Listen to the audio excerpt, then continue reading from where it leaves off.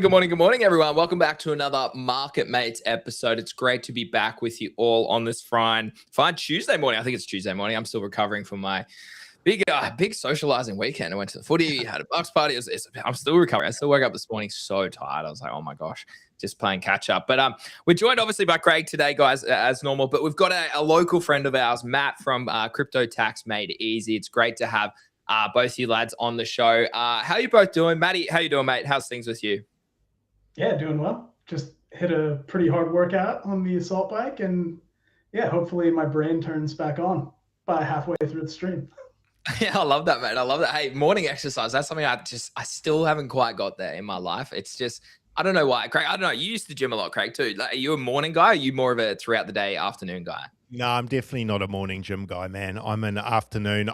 That's what's good about working from home is I actually get down there at about lunchtime when it's quiet. And it kind of, I find it quite good after the stream and stuff like that, just to kind of like, I get the podcast up, do the stream, and then go there to kind of get my brain sort of unfried again. Because sometimes doing a live, I find I can get a bit like wound up. So it kind of just brings me down and then I can work again. So I don't know if anyone's noticed, man. I got the microphone, guys. Is that coming through beautifully now to everyone? Does it sound better? It is, but now you've got a delay. Now you have a camera delay. I don't know what's happening. I don't know. But hey, your audio's good, so that's fine. Craig, we're having technical difficulties, but it is what it is. Hey, mate, at least the audio's good because arguably I would say audio is more important than visuals when you're running a live stream. Same here. Hugo, what's up, dude? But GM to everyone, good to be back. Today's conversation will be very much around crypto tax. Will be applicable to obviously our friends overseas as well as more closely here in Australia as well with more recent specific changes here in Australia. But Matt, can you give us a little bit of an intro about who you are and what you're doing, how long you've been doing it? Yeah, so I am the founder of a company called Crypto Tax Made Easy, and it's pretty self-explanatory. Our goal is to take something that sucks, crypto tax, and make it easy for our clients. So the way that we do that is pretty much if anybody's ever tried doing their crypto tax, you probably started with a crypto tax software. Probably saw the marketing promises like, oh, you just put your wallets in and wham, bam, slam, you've got these optimized crypto tax reports in minutes. But then, you take a look at the tax page and you're just like, oh, geez, that is way off. And then all of a sudden you have to figure out how to become an on-chain investigator and a bookkeeper and an accountant. And yeah, usually people go through that pain, that glass chewing, and then they realize, oh, I need help with that. So yeah, we pretty much just help people. We go in, we make sure that all the transactions are properly categorized in their tax software. We make sure all the balances reconcile, which is pretty much like doing proofs in math. Make sure that the work is correct. And we make sure that everybody's got tax reports they can either hand to their tax agent or just self-file through MyTax.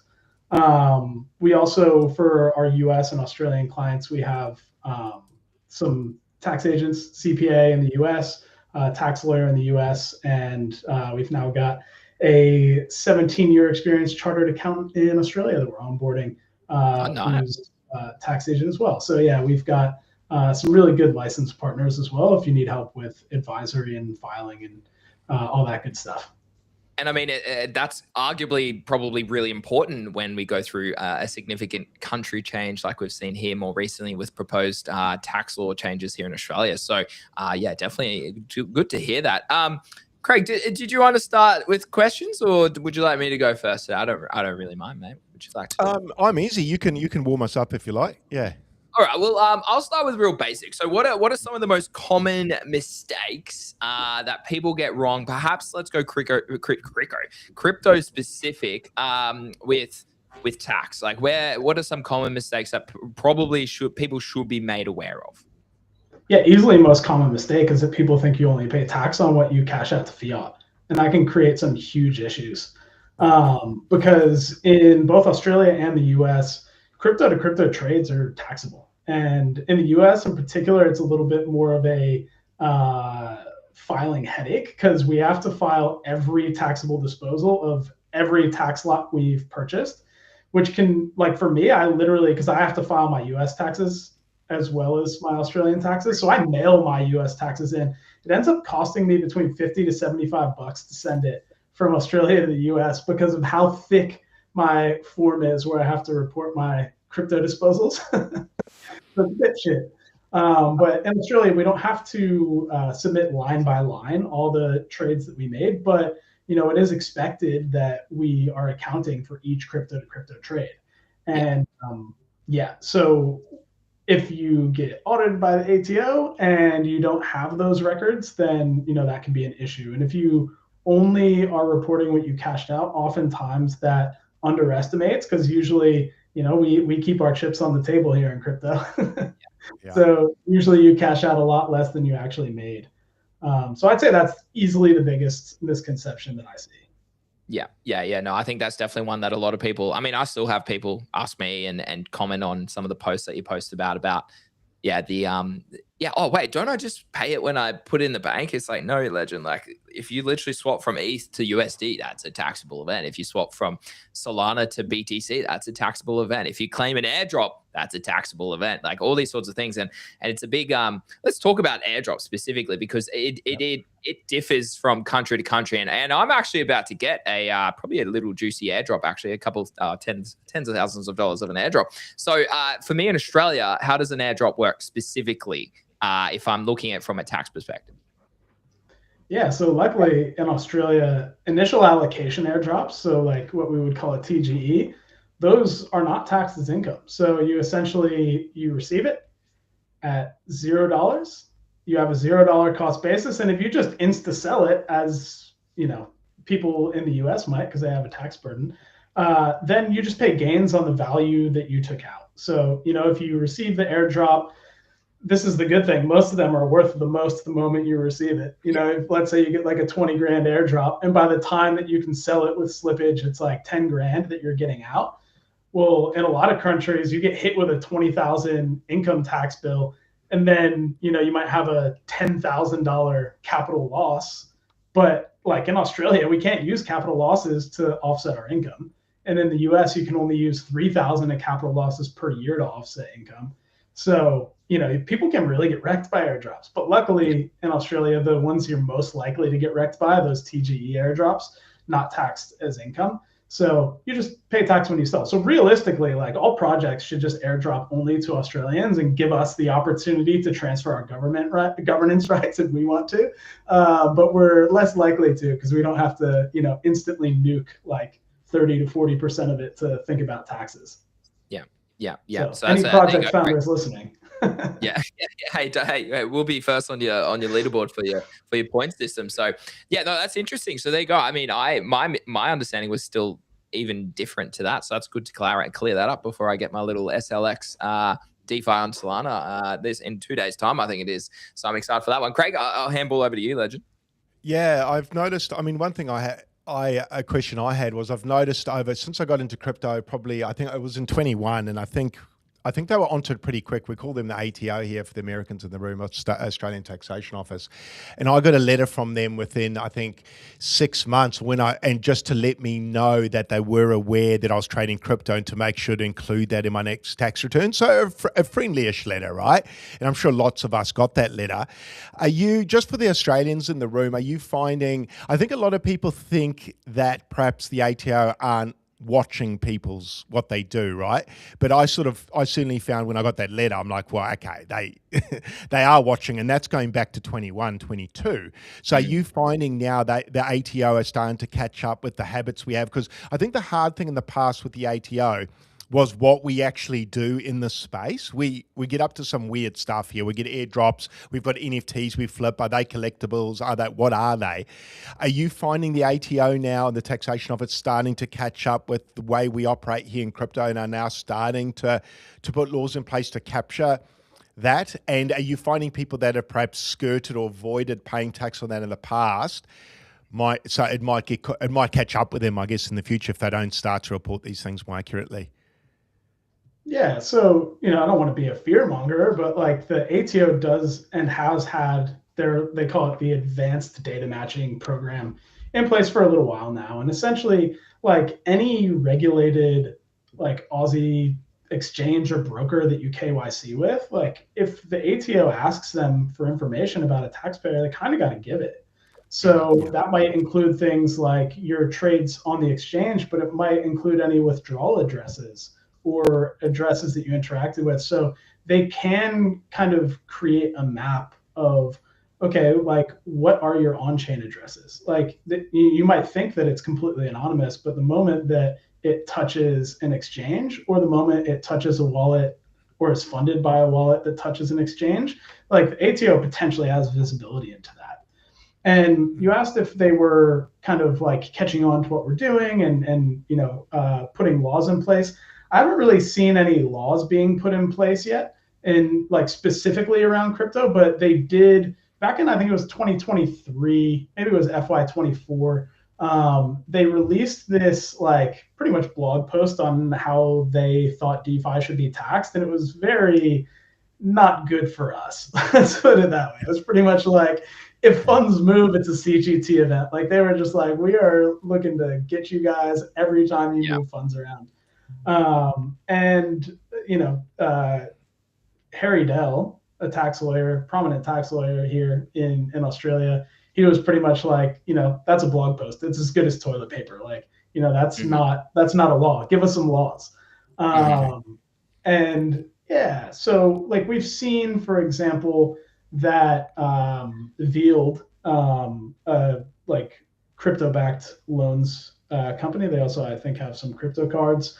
They got a private ruling from the ATO essentially saying like, hey, if somebody takes out a loan, using, let's say, Bitcoin as collateral on your platform, then we're not going to consider that taxable. Whereas the ATO essentially said, if you put up CBBTC as collateral in Aave, well, now that was a taxable event. Like, if you had that CBBTC from, let's say, 50,000, you collateralize it, it's now worth 80,000. Well, that's a 30,000 capital gain. And then, you take out the loan, you then repay the loan, and then you pull it back out. And then when you pull it back out, whatever the value is when you pull it back out, if it's more or less than when you put it in, another CGT event. And so when it comes to DeFi, they were essentially saying like, CGT event here, CGT, it's like Oprah, you get a CGT event, you get a CGT event. And then, but Veiled, they went and they got a private ruling that essentially said, no, like, because it's, it's not a custodial transfer of the Bitcoin. It's not going into, a pool of other people's Bitcoin. You still essentially, it's kind of non-custodial. They were kind of like, okay, facts of the case. It kind of fits the opinion that we put out in that blog post. So yeah, if people are going to use Veiled, good to go. And I think with obviously the budget changes, we may see more kind of crypto-backed loans companies doing these private rulings, because it would be good for business for them to do so. Yeah, definitely. I mean, like, because like Block Earner and stuff, they don't have that. So that's very interesting. So, so talk to me about that. So if it's non-taxable, then how does it work? Can I then take the losses against, well, would it be a loss against my income, or like how, so the government just doesn't get money from that then? And that's a way that, because the argument was, well, then I'm paying interest on money that I've already accumulated over time, right? Or paying CGT on top of that as well. So using that one that you just described, like, that's a good thing for us if we're creating wealth in crypto, right? Yeah, for taking a loan that you don't have to consider it a CGT event upon depositing collateral, 100%. So, the example again would be like, if you're in DeFi, like I said, you bought some CBBTC at 50K, you then put it as collateral into Aave when BTC is worth 80K. Yeah. 30,000 CGT. Yeah. Then if you put it in at 80K and you pull it out at, let's say, 100K, then there's another 20,000 capital gain there. Yeah. Whereas if you do that same situation in something like Veiled, where they have a private ruling that posting the collateral is not a CGT event, then it's just, you've got a 50,000 CBBTC cost basis. You put it into take out the loan, the USDC or AUDD, if they start getting more integrations. If you actually pull that out, borrowing crypto, it just sets the cost basis. So, let's say just for ease, you take a loan of 10,000 AUDD. Well, that's, 10,000 AUD cost basis. Even if you go and you pay that back, like there's no capital gain. Now you still have this 50,000 cost basis CBBTC sitting in your loan collateral. Well, if you pull it back out, now it's just the same as it was before. It's one CBBTC at 50,000 cost basis. If you then sell it or do something else, the cost basis is transfers, but there was no CGT event in and out.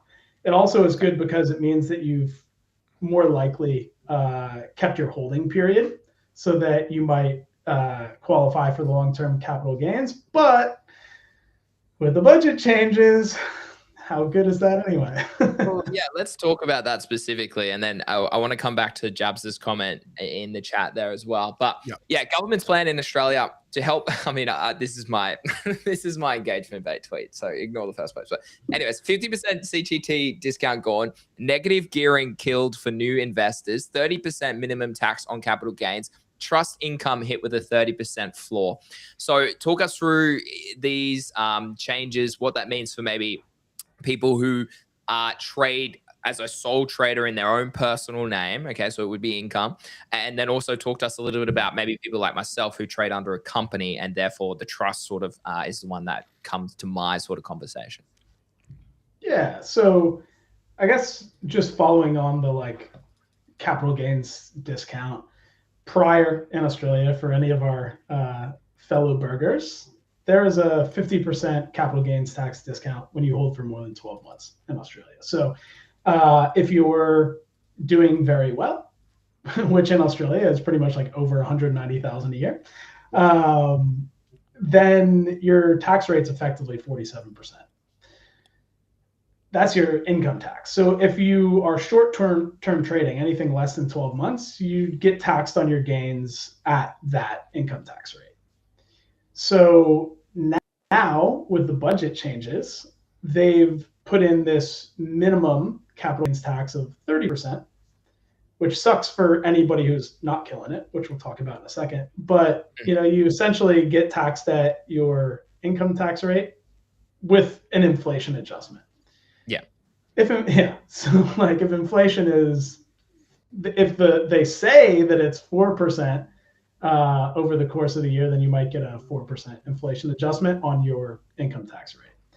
Now, where it really hurts is if you are not earning at that top level. If you're earning, let's say, like the average Australian at 75,000 per year, your average tax rate might be up to 16% income tax rate. But now if you held on to Bitcoin for 5 years and you sell it for a huge profit, you finally are trying to get ahead and get yourself a nice home deposit, and you sold your Bitcoin for 100 grand. Well, now all of a sudden you might have paid 16,000 in the old model in tax, but now you would pay 30,000, almost twice that. So it makes sense what they're doing for property, which is naturally a long hold. Inflation adjustment, it's actually for anybody who's holding their house till the maturity of their loans, 30 years, it's probably going to be better than the 50% CGT discount. But for any assets where they're more volatile and therefore you're probably trading them on shorter time horizons, the adjustment actually kind of sucks. So yeah, were there any other parts of that I missed? No, I think you covered that pretty well. So talk to us specifically then about the trust side of it too. So for someone like me who trades via a company, my tax rate is 25%. And then obviously you would distribute that via a trust. And then ideally the trust would then go out to myself, or obviously my wife, or obviously independents if you have children in time as well and they meet the requirements. Talk to us about that change now, because it's also being changed or proposed to be changed from 2028. Yeah, so a really popular setup for tax, especially for people who are married or might have older kids, was to essentially have a company where your tax rate is 25 to 30%. And then to distribute dividends to a trust, and you kind of get a credit for the tax that you already paid in the company, and then you distribute from the trust to the trusts. Now, the benefit of this is that, as I mentioned before, the tax rate for the highest bracket in Australia is very low compared to the US. It's 190,000 in Australia. Like, to get to, like, you don't even get to that 45% tax rate in the US at all. But to get to the highest tax rate, you're like earning over 600,000 a year. Like, it's up there. So what people who are higher income earners in Australia might do is then they might use the trust where you might send, let's say, 400,000 of dividends into the trust, and then you might have 4 trustees. So now, instead of paying tax essentially at the 45% tax rate on like 210,000 of that, you actually just distribute 100,000 to each trustee, and now each person is paying the tax rate at 100,000. And which is substantially less. Probably average tax rate is in that 25 to 30% range. And so now the tax the company already paid and the credit that you get with that, it's kind of no further tax owed for the trustees. So the company kind of pays the tax at a lower tax rate, you distribute it to the trust, and then you're essentially effectively able to reduce the tax rate. Now, as far as I understand it, and I haven't honestly done as much of a deep dive on the trust stuff from the budget as I should. But as far as I understand it, there's kind of a minimum tax on the trust of 30% as well. Yeah. So looks like that setup is designed to avoid people who are sending to the trust to kind of like parcel off the income or the dividends into like tax rate lower than 30%. They're essentially saying no, like everything's getting stepped up to a minimum 30%. So anybody who is using the trust for, let's say, smaller distributions per year is kind of getting screwed by that. Yeah, very much so. Yeah, no, that'll be a conversation I'll have to have with yourself and obviously my other accountant in the coming years. So we'll wait and see. Craig, I'll hand it back over to you, Legend. Yeah, I thought we'd go just onto Jabs' question real quickly because it kind of coincides with everything we're speaking. And Jab said, licensing of sexes will arguably give ATO greater visibility. Now, that's happening now, isn't it?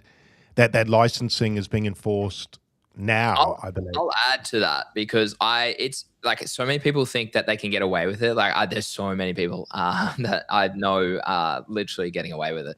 But unless you're strategic and in terms of you have like anonymous processes from way back in the day, you will be like, as Matt said earlier, like the companies, exchanges, etc., they have to report to the ATO now. It's like law for them to report all of the details, all the customers, all that sort of stuff, which is why you would, and maybe Jabs as well, would get a letter in the mail. Even like, say, my sister who bought a bit of Bitcoin a few years ago would be like, oh, hey, have you declared your CGT for the Bitcoin that you own? Because we know that you own some sort of thing, right? So the point I wanted to talk to Matt about this is I think a lot of people might misunderstand that. Look, particularly because you have to onboard and offboard so that it is, as you said before, you can map it. And I've met Gabby from SwiftX. I've met other on-chain analysis. And dude, these people are insane. It's like I can't even describe it. They are insane with tracking it because obviously I got scammed just over a year ago. And when I was dealing with that, like it's incredibly, like even if they throw it through like DeFi mixers and other like non-KYC platforms, they can track it so far in advance. Like it's astronomically crazy. And that's because the tech's getting better. People are getting better. The skills are becoming more understood. So the point I wanted to talk with Matt about is like, basically, if you have ever signed up to an exchange and you have deposited cash, whether it's via a card, whether it's by a bank account, you probably will be on the radar of at least the ATO here in Australia, but likely probably other countries as well with their same systems. Yeah, dude. I've got plenty of people who they love to tell me they're like, I've been evading taxes and nothing's happened. I'm like, that's great. Good on you. Like I'm not a Fed. I don't care. Like good on you, dude. That's like saying I've been robbing houses for a decade and no one's caught me though. It's like, well, maybe one day someone will though. That's the problem, I suppose. Yeah. Yeah. The big issue that I see potentially for people is it's like 1,001 days in the life of a turkey. You've seen that chart? Yeah. I haven't. No. Yeah.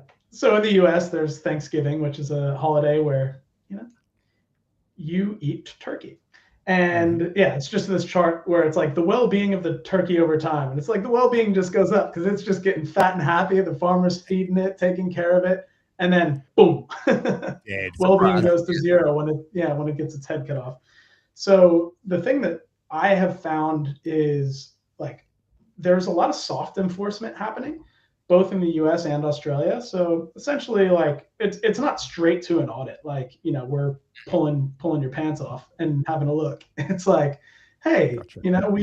we see that you may have misreported in the digital asset space, and we're requesting that you provide documentation of your transaction history. And then at that point, you have a pretty short period to be able to get your documentation together and present your case.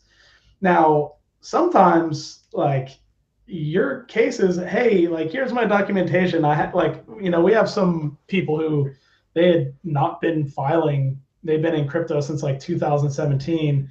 They got a soft enforcement letter. And they're like, hey, can you do like 100,000 transaction review in the next 30 days? Wow. And it's just like, oh man, that's brutal. Like no taxpayer would be able to do that themselves from scratch. And it's like, we can, dedicate 2 accountants to it and get it done really quick. Just putting them around the clock. But like, man, it's really tough, one, to get that documentation together on time.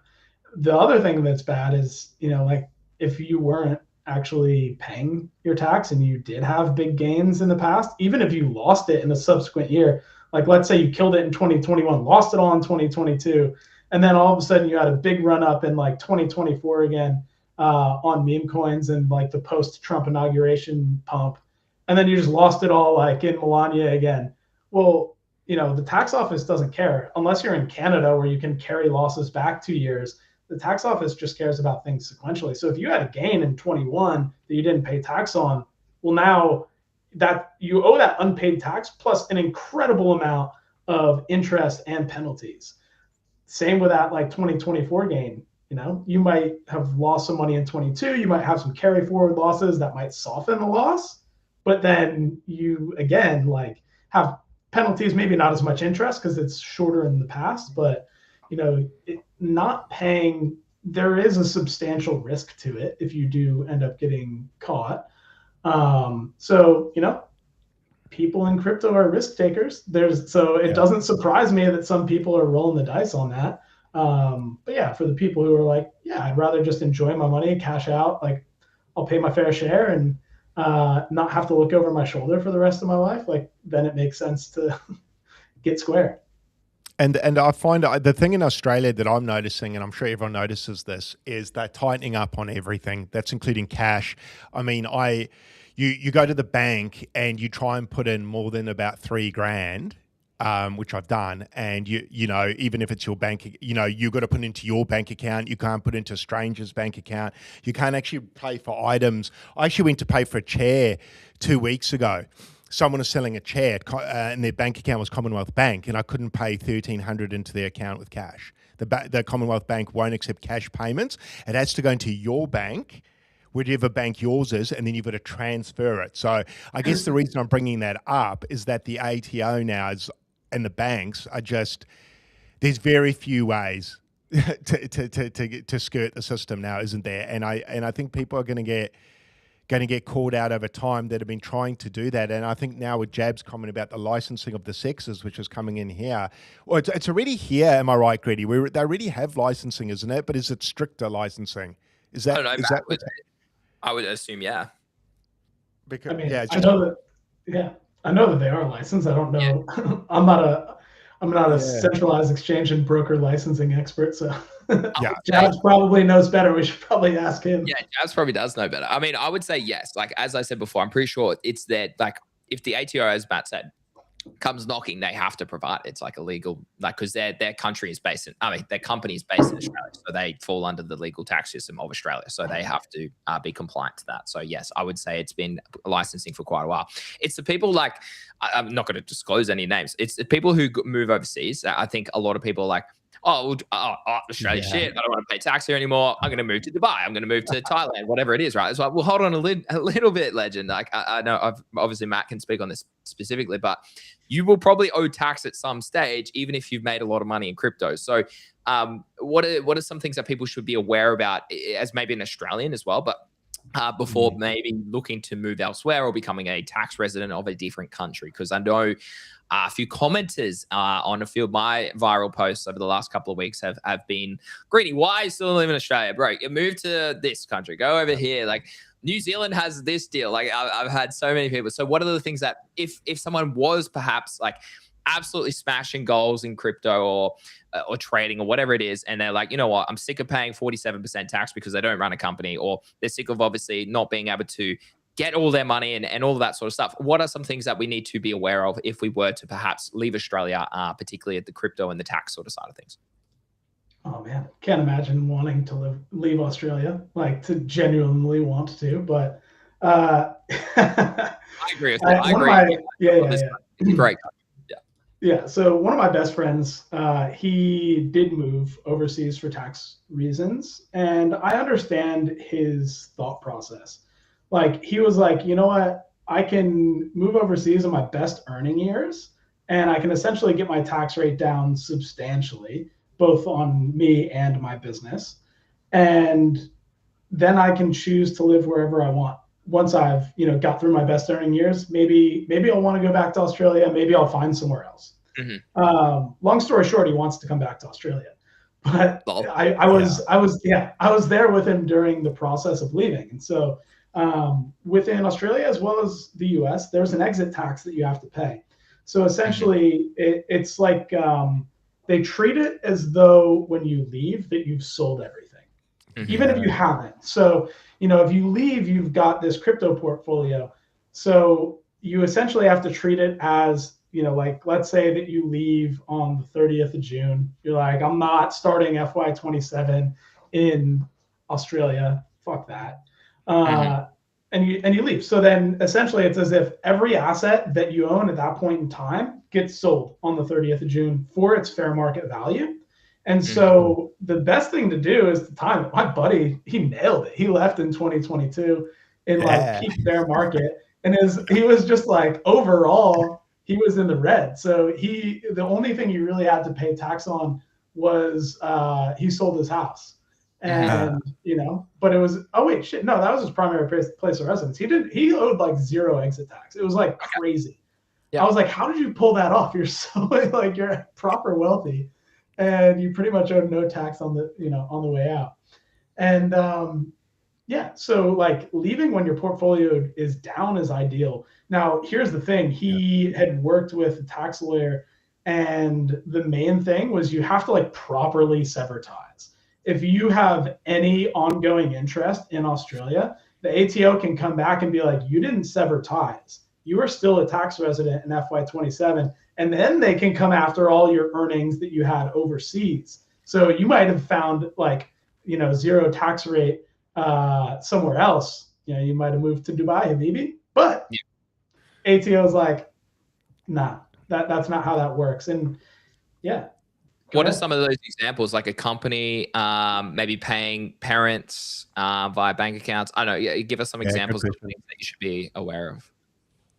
Yeah, so it would be like if you still own a house, if you still have an operating business, like those types of things where it's like, well, dude, you didn't really sever ties. So yeah, you kind of want to make sure that you just fire sale all of your assets that can't be transported with you, like crypto. You got to close your brokerages in Australia, like that type of thing. You're basically starting from scratch in that new country that you moved to, right? Yeah, pretty much. But then, you might like be bringing your assets over, and it's like, okay, well, it like for him, it was like, okay, I essentially didn't have to pay tax to Australia, brought my assets over, continued to hold them. Then a bull run happens, and he's kind of at a zero tax rate. For my buddy, that was a really good move. But the thing is that he's told me that he just like he's kind of ached for coming back to Australia from like the first 2 years. He was just like la la la la la, and then he's been telling me lately that it's like I've I've been aching to go to Australia. That's yeah, interesting. you miss home after a while, eh? I certainly would feel that way, and that's why I probably couldn't leave Australia. Just it's home now, and things like that. So I know for me, after, because for a couple of years you're kind of a tourist, aren't you? You're like, this is great, I'm in a new country, and then after a while you're like, shucks, I miss my family, and I miss what I call home, and you know, your traditional meals and the footy maybe, or the league, and all of the things that make you feel like you're at home. So I guess, I mean, my question, just for the simple people in the room, it sounds like what you're saying, Matt, is that just simply leaving the country, say to Dubai, to skirt taxes, that's not actually going to solve your problem of having to pay tax on crypto, is it? You're going to have to effectively value. So I left today, they would look at my wallet and say, right, what's the value of your wallet at that time? It's the same as me selling the crypto, really, and not leaving, isn't it? If you're in a profit. It sounds If like you're in a it profit. doesn't. Yeah. If you're in profit, it sounds like leaving doesn't help. Not the tax situation. In time, it will later, but your current situation, it won't fix. If that's what I'm hearing. Yeah, it won't fix current situation. It stops the bleeding, so to speak, on an ongoing basis. Because I'm sure there's loads of people now, because I had people in my comments saying stuff like that as well. They were like, well, just leave. And I'm like, no, I don't think It's far more complex.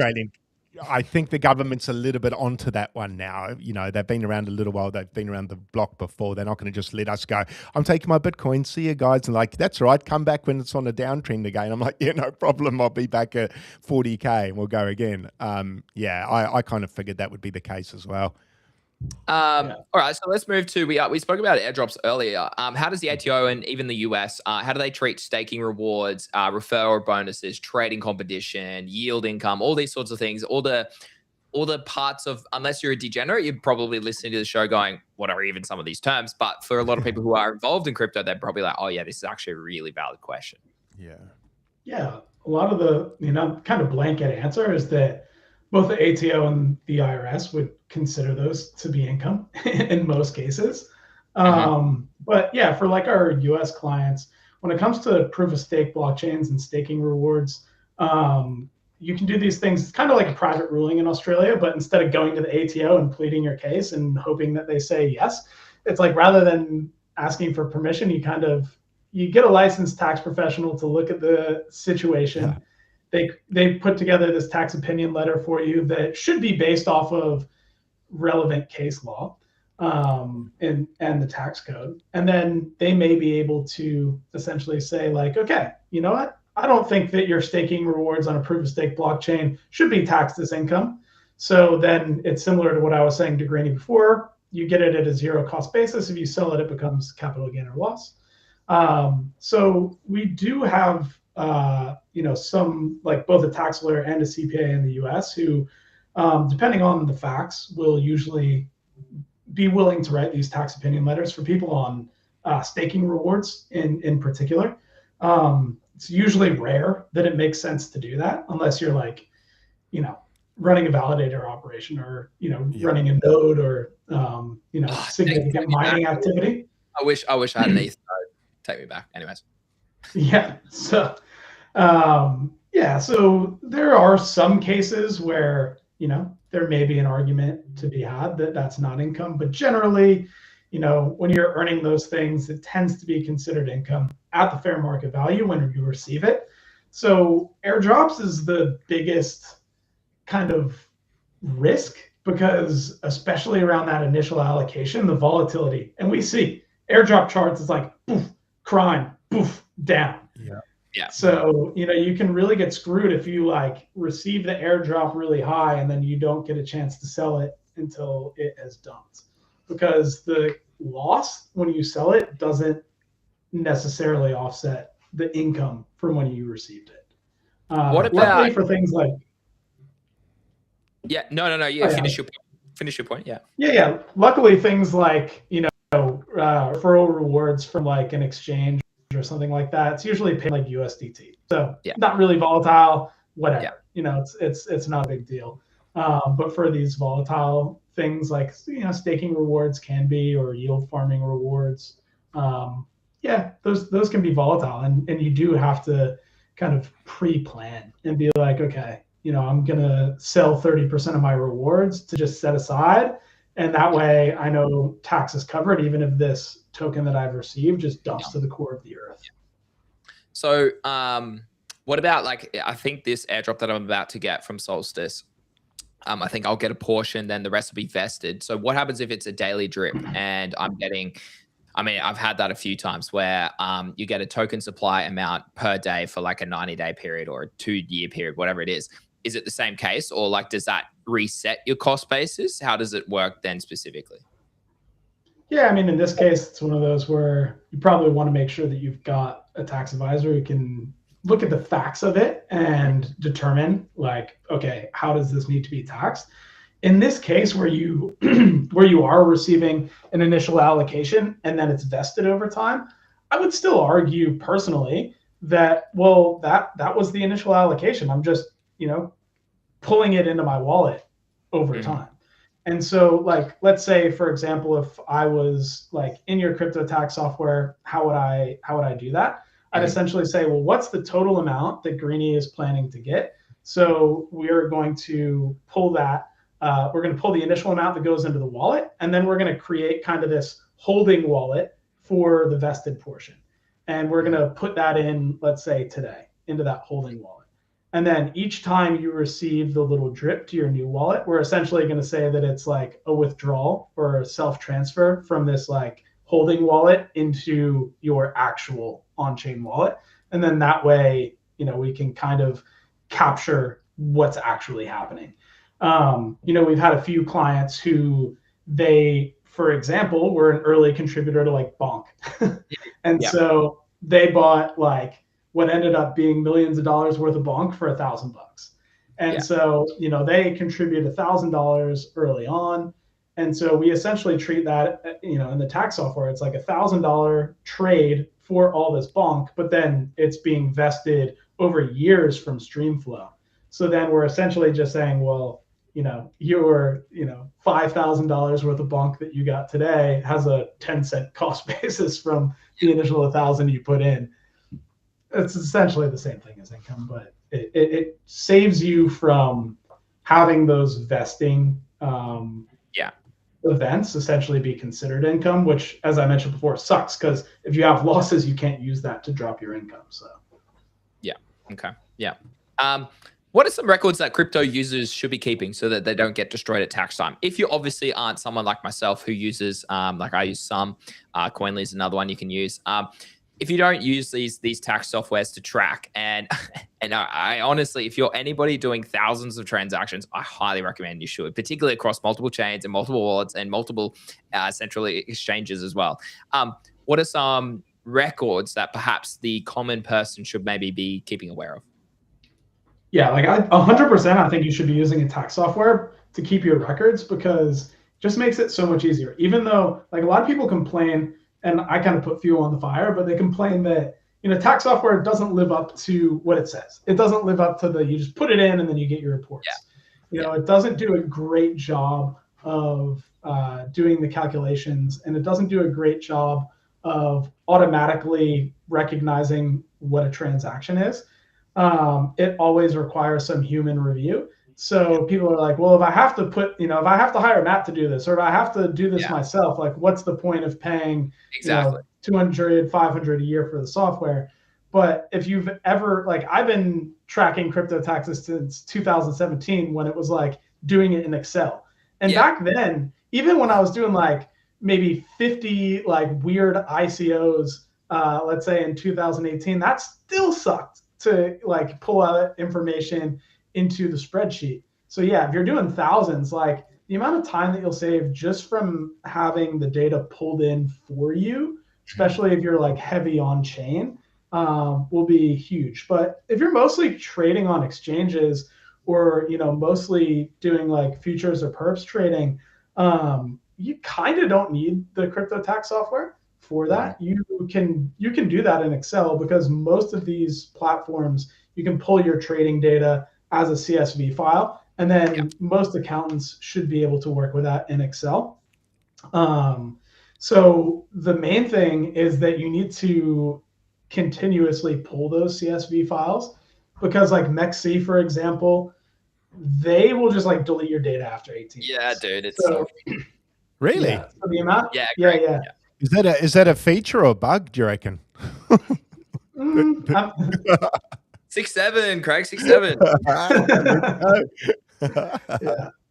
So yeah, you want to make sure that you're pulling that data, because the other thing is, like with Hyperliquid, luckily now I think it's like Hypedexer they partnered with, and you can get your historical data. But on Hyperliquid, traditionally, if you just went into the like if you're pulling the data from an API, it'll only give you your last 10,000 trades. Yeah. If you're pulling the data via CSV, same thing. So like if you go in onto the Hyperliquid app and you go to download your trade history, you may realize, especially like if you've been doing any market making type of stuff or really aggressive limit orders or TWAPing, you might realize that, oh, actually, some of my early history is missing. Luckily now, I think though with Hypedexer, you can get a little bit deeper into your history and you should be all right. But yeah, the main thing data wise, if you're primarily on exchanges and perp dexes, just pull that data. I didn't even think about that. So I should be pulling data for Hyperliquid because I've been trading on there. Oopsies. Yeah. Oh shit. Okay. There you go, chat. There you go. But well, I think we have it. The thing is, because we have it on some, it will pull on a rolling basis. So yeah. So okay. Yeah. Cool. Because like so some some captures the data. Yeah. It doesn't just like get deleted. Like they'll capture it and they'll keep it and store it. Yeah, store it there. Yeah, no, I figured because I was like, wait, this is like my hot wallet that like I trade on most days of the week, so it should in theory still be active on the platform. Okay, so that makes sense. Cool. I keep asking questions. Sorry, I'm just so intrigued by this topic. I'm someone that needs to understand shit. If I'm taking part of this world, I need to understand it so I can make the right decisions and be aware of it. So as you said, so you're not like looking behind yourself every day you walk along the street. So I will handball back to Craig in a minute.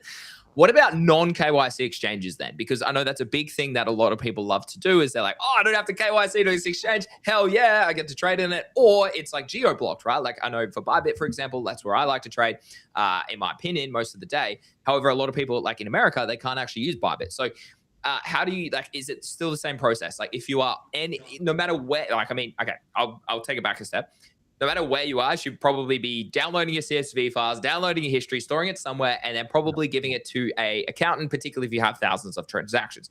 However, maybe a lot of people aren't aware of that sort of stuff. So perhaps, again, how do you treat non-KYC exchanges? Because one of the biggest, I know, like I'll talk from my experience working with you guys, is like one of the biggest sort of flags that appear is always, oh, Greeny, where's this money going from here to here? And it's like, no, well, this is just one centralized personal exchange to the next centralized personal exchange, but it appears as though it's just a random wallet. And you're like, well, hold on a minute, I've got to backtrack this and work out which one it is. So for non-KYC exchanges, how does that all, it's treated the same, correct? Yeah, it's still treated the same. Some people will be like, oh, I'm not going to report it because I didn't KYC it. The problem is like another huge mistake you asked at the beginning of the stream is people think that, well, I'm just not going to tell my accountant about this wallet or this exchange that I used. But now there's this huge hole in your data.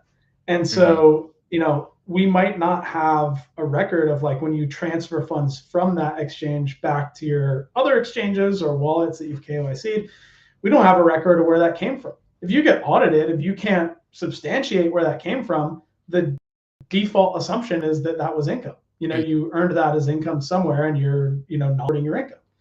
We saw someone in the US get audited by the IRS, and this was due to like essentially, I don't know if you guys remember Poloniex, but they lost access. Yeah. So, Poloniex went under, they lost access to their records, but the US had already, I think, subpoenaed Poloniex and had client records. So, put this guy under the microscope, and he wasn't able to substantiate where, because he was sending funds to and from. Yeah. Just that transfer volume, even though he wasn't like a whale by any means, but he had 2 million of transfer volume over the course of years. And so they were like, okay, well, the like million that is being transferred into your accounts, we're going to consider that income if you can't prove where it came from. So we essentially had to like go through and prove, the inflows and outflows from Poloniex labeled hot wallets. And Yeah, it just like created a huge issue. Sometimes it can cause inflated gains. Like I had someone recently who was like, oh, like, sorry, I didn't think that it was important that you knew about these kind of like burner wallets. And I'm like, but you lost money. They're like, yeah, I lost money. I didn't think I needed to report it. I'm like, well, you're telling me that your gains are inflated from the reports that I provided you. I asked about those wallets. You're like, I don't know. And now it turns out that that's where you lost all your money. Like, of course your gains are inflated because you're not claiming your losses. Yeah. So, that's another thing where like, realistically, not a lot of traders are profitable. So like if you're going to a non-KYC exchange and you're just blowing through bankroll and you're like, well, I lost money, I'm not going to report it. Why not? Take advantage of that. Yeah. I agree. That's you short, right? Is the losses. I'm not saying you can report everything, but I'm just saying, like, you don't want to forget to report the losses. If you're going to report the upside, you've got to report the downside just to make it fair on yourself. I was going to ask Matt, what's I don't know if we covered this, but it might be a good sort of summary. What are some common misconceptions with people? We could go country by country. You see, it's tricky because it's country by country, but maybe for Australia specifically, you could probably cover the US, so maybe you can give a blanket statement. What are some common misconceptions with tax and how it works and things you see everyday people doing wrong? Yeah, I've kind of covered two of the biggest ones. I think the other one is just around like DeFi. Like most people just have no idea how DeFi is taxed. And some people will, for example, like provide liquidity with a token that they've held for a long time. And, they might reset their holding period. Like, they might be like 11 months into holding a token. And then all of a sudden they're providing liquidity and then they just miss out on their capital gains discount, the long-term capital gains rates. They put it into the LP CGT event and then they take it out CGT event. And some people aren't necessarily thinking about their like tax planning in their head. They're not thinking about like, especially the DeFi CGT events, especially in Australia, and what those kind of can add up to. And sometimes just because, the tax year ends on an arbitrary date, it's like it ends on the 30th of June. And you might like by August, you might be like, oh, I've lost money. But, on the 30th of June, you actually had accumulated some substantial gains and you may not have put money aside. So I think one of the biggest issues that I see is that people aren't planning ahead on their taxes or not getting a good understanding before the tax year ends about roughly what is my current tax burden and is there anything that I can do, like in Australia, is there anything I can do now in May that's going to reduce the tax that I have to pay, by the time that the financial year rolls over? Or in the US, it's like you want to be like around November, maybe December if you're pushing it, but like that's the holiday season in the US where you're going to have a lot of trouble getting in touch with your accountant. Like do that planning, because then you can also take a look and see like, do I hold a bunch of worthless NFTs? Have I held a bunch of meme coins to dust? Is there anything that I can tax loss harvest right now and just make sure that I'm, not paying max tax? There's so many people, especially from 23 to 24 and 24 to 25. Like there was actually like end of the year in 23. I don't know if you guys remember, but like WIF and PopCat and a few other meme coins popped off. And then there was all these like derivatives and betas early in 24 that people just lost their shirts on. Yeah. And so they had this huge gain in 23. They pretty much lost their whole bankroll before the tax deadline in 24. And then, they were like, well, what money am I going to pay my tax with? That's a huge issue. It's not setting aside enough money to cover your tax. And that just comes from not knowing how much tax you owe and making the wrong assumptions. 24, 25 was the same thing. Trump pump at the end of 24, like sure, Trump launch was a huge wealth creation event, but before the April US tax deadline and payment due, most people lost their shirts on the derivs, Melania, Libra, all that. They were just, chasing it and they had these huge gains and then boom. It was just they lost their shirts and they didn't have money to pay their tax. And it's so sad to see because the IRS has like zero compassion. Yeah. Oh, especially for young guys. so does the ATO. They don't give a shit. Like if you made money on their books in that year, you owe money. Like, and that was a big shock. I think this is why I'm so aware of it today, and why obviously have you, and I obviously have Shane as well. But like, because I got stung in 2021, I had made like a decent amount, like $50,000 from like a $5,000 portfolio. Then I got stung. I lost instantly to a scam. I lost like 40 grand like within a day, chasing NFT mints or something like this. Anyways, I then reported it all to the ATO with my previous accountant, and they're like, yeah, you still owe $5,000 for tax. I was like, oh my God, what? I was in debt. Like it was crazy. Like it was just, and so that stung me real bad, because I was like, okay, well, one, I should be pre-planning, as you said, Maddie. Pre-planning, having a budget is a big one. So many people don't even budget day to day, let alone probably with their crypto trading or the company and all that sort of stuff. So that's a lesson in itself. But yeah, unfortunately in this industry, it seems to be a common occurrence that people need to have shitty experiences, or they need to lose money, or they need to get scammed before they start to wake up to the reality of better procedures moving forward. And that's just really unfortunate. But unfortunately, that's they can listen to a show like this, and we're telling it from experience and qualifications, yet they will probably still go and make the same mistakes after the fact. That's funny you brought up tax loss harvesting, because that was going to be my next question. But how does someone particularly it's common in Australia and obviously in the US. How does someone step into the world of tax loss harvesting without it appearing to be wash trading? I'll let you answer. Before I give anything specific. Yeah, so that's all good. I'm not a fan of the wash trade tax loss harvesting. It's not like, a lot of people talk about it like it's this silver bullet tax strategy. You might have seen that post that went viral where it was like, if you have one Bitcoin, and you sell it at 69,000 and blah, blah, blah, you still have one Bitcoin, and, you have a tax loss. And it's like, yeah, like in a simplistic manner, that makes sense. But now you also have like a lower cost basis Bitcoin, depending on how long you held it. You might have tax loss harvested it at long-term rates, and then now you've essentially reset the holding period. And if you sell it, 6 months later, now you've lowered the cost basis. You will sell at a gain in 6 months at a higher tax rate. So it's not this straightforward, like it's guaranteed to save you on tax. I find that method should only be employed very strategically. In Australia, wash sale rule extends to crypto. So if you sell and then within 30 days you buy back, you can't, like, the loss isn't even allowed. So, and that's the same like in the UK and Canada.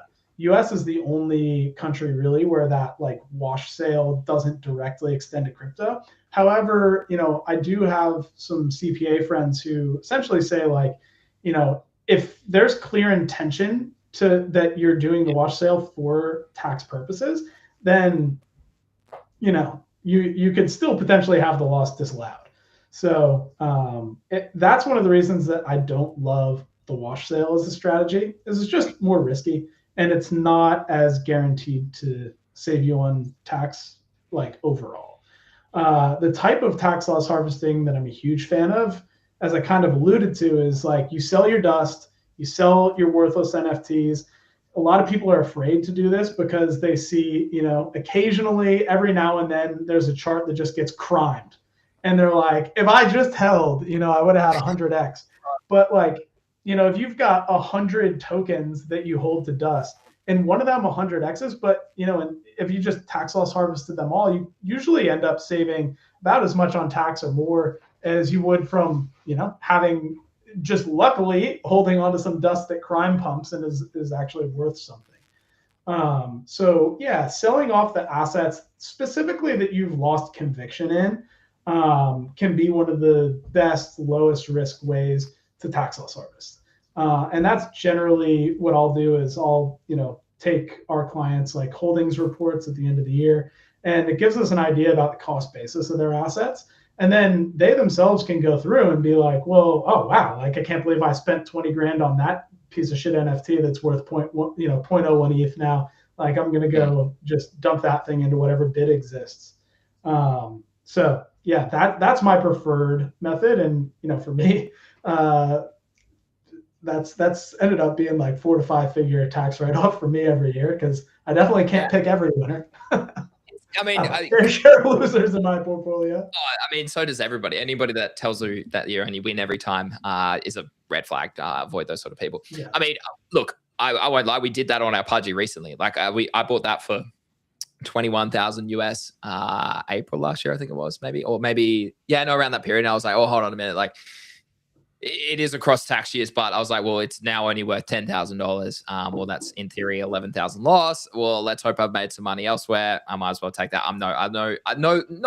Look, people are going to misconstrue this, but look, I'm still bullish on the Pudgy ecosystem. But for this short period of time, look, let's just go buy an 8 for the same amount and see if we get another tax loss harvest in a year. No, I'm just kidding.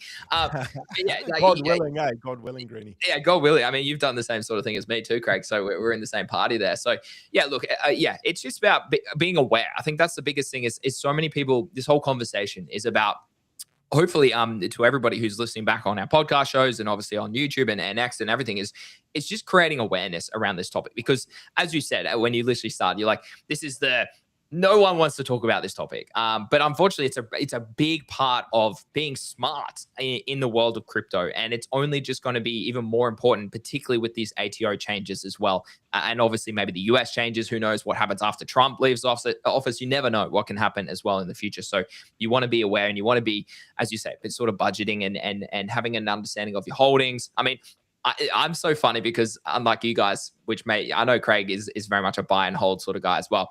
I'm too much of I'm ruthless. Like if I hate it, I'll get out. I don't even care. I'll weave it. I'll bloody dump it into a shitty liquidity pool, whatever it is. I will just get because I'm like, the way I like to think about it is like, well, no, hold a minute. Like that money could go to zero. I might as well get out what I have left in that money, and that's mine. And now at least I have that decision to make another decision to hopefully make money in time. So it's funny because like I honestly don't even know if I would hold anything long term. It's pretty rare for me to hold something over months and months and months. Craig, any last questions for Matty? We've taken an hour of his time. Yeah. Couple more? Yeah. I thought it might be a good chance just for Maddie to maybe tell the audience exactly what services they offer. If you're in Australia or the US, what you guys do. Is it consultancy? Is it software? Is it both?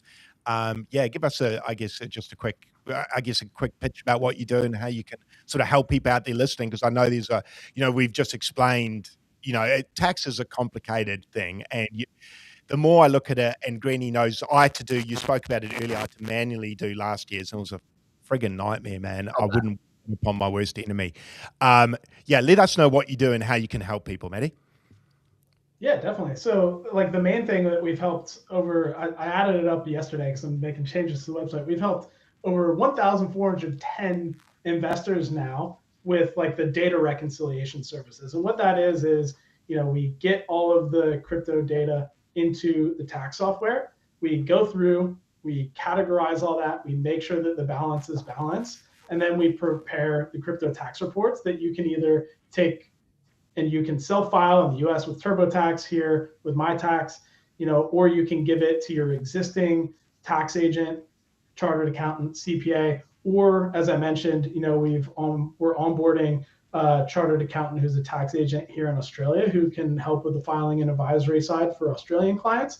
And we have both a CPA and a tax lawyer on the US side if some more advanced strategies are needed, but also just for filing. So we make sure that we've created this ecosystem where, like, if you're trading in crypto and you've got a tax problem, we've got a solution for you. Awesome, dude. That was perfect. Yeah. And I suppose I don't have any last questions. Craig, do you have anything more specific at all? No, more just to say thank you for Maddie to coming on the show. I think this is the sort of stuff that's not discussed very often, and I think it's a topic that for some people they'll be like, "Ugh, don't even talk about it." You know what I mean? And I've sort of found in my life avoiding things like this ends up being worse than dealing with it at the time. So I would probably stress to the viewers out there who've been avoiding these sorts of topics, or at least researching for themselves to arm themselves with the information to actually file their tax properly. I think you can only avoid this so long until it catches up with you. So I think for any of the viewers out there, if you're not sure how to do this, reach out to Greedy, myself, but more so reach out to you guys. Reach out to Maddie, Crypto Tax Made Easy, and approach them and see what they can do for you. But I think this is a good conversation to have. I just want to say thanks for Maddie jumping on, giving our viewers the time. It's always great to talk about where we can get wins and, what the next opportunity in crypto is. But I think the other side of that is protecting your wealth by speaking to professionals like you. So I just want to say thanks for coming on and probably talking about a topic that's quite complex and hard to, give an answer to because everyone's situation is so unique, isn't it? So that's why I think you can't just get a cookie cutter approach and do it like that. So I think, thanks, Manny, for jumping on, and thanks for Greeny for getting you on today. It was a good idea, especially with all these laws coming in now, dude. Like, certainly I think it's time for all of us to arm ourselves, get the information. You made a good comment before. It's more about knowing what you're going to owe, or maybe ballpark, right, and having that money set aside, rather than getting like I do typically, where you get to sort of March and you start going, oh, I should have really put some money aside here. And you start to freak out and have to order a million transactions. It's very stressful. And like I said, I wouldn't wish it on my worst enemy. So long-winded way of saying thanks for jumping on and giving us some great info, dude. No, I agree. And I'll second that. Thanks, Maddie, so much. I appreciate chatting to you whenever we can. And where can people go to find out a little bit more information about you? Yeah, so if you want to follow us on X, it's at CryptoTaxSucks, because Crypto Tax Made Easy is too long for an X handle. But CryptoTaxMadeEasy.com is the website. And if you're interested in getting in touch, just go to the contact form and you can fill out a quote request, and we can get you a consultation as well. Sounds great. No, Maddie, thanks so much. As Craig said, it's always great to have conversations with people in different realms of crypto. And this is certainly one of those realms, and it isn't a common conversation to have. So hopefully the crew and the people who are listening back to this replay get something out of this episode. So as always, guys, thanks for tuning in to MarketMates today. Another great show. Craig and I will be back the same time tomorrow, 7 p.m. Eastern Standard or 9 a.m. Australian Eastern Standard. If you are here in Australia, we'll be back again. And then we also have some more guests later in the week on Friday. Some fellow ape holders, Craig, will be joining us on Friday. So that'll be a good conversation about the future of NFTs perhaps as well on Friday. So I'm excited for that one as well. Craig, have a lovely day. Maddie, have a lovely day. Chat, have a lovely day or night wherever you are around the world. And we'll be back again tomorrow. See you later. Thanks, guys.